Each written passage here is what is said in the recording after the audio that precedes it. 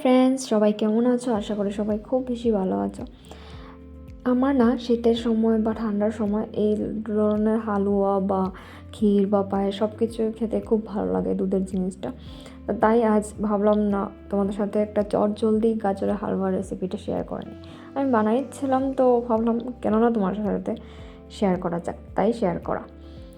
তো প্রথমেই আমি গাজরটাকে গ্রেট করে খুবই অল্প জিনিস দিয়ে আমি এটাকে সিম্পলভাবে বানাবো। আমি কোনো ধরনের বেশি ড্রাই ফ্রুটস বেশি কিছুই ব্যবহার করছি না। তার জন্য প্রথমেই আমি এখানে একটু ওয়ালনাটকে ভালোভাবে ভেজে নিয়েছি, 2 স্পুন ঘি দিয়ে অ্যাড করেছি ওইটাতে ভেজে নিয়ে। তারপর ওই ঘিটাতে আমি আর ওয়ালনাটগুলোকে তুলে নিই, কারণ যখন এটা ভাজা হবে বা দুধটা পড়বে না একসাথেই এটা বয়েল হবে যাবে, তার জন্য। তো ভালো করে গাজরটা দিয়েও ভালো করে এটাকে ভাজিয়ে একটু গাজরটা থেকে না একটু ভালো স্মেল আসবে, ভালো একটা গন্ধ ছড়াবে, তখনই 2 কাপ দুধ আমি এখানে অ্যাড করেছি। দুধটা একটু জাল হলে, গাজরটা একটু বয়েল হলে গেলেই চিনিটা দেবো, কারণ একবার চিনি দিলে নাকি বয়েলটা ভালো হয় না, তাই জন্য আমি চিনিটা পরে দিলাম। আমি খুবই কম পরিমাণে চিনিটা ব্যবহার করেছি, কারণ চিনিটা বেশি ব্যবহার করা দরকার পড়ে না, গাজরটা খুবই মিষ্টি ছিল তাই জন্য।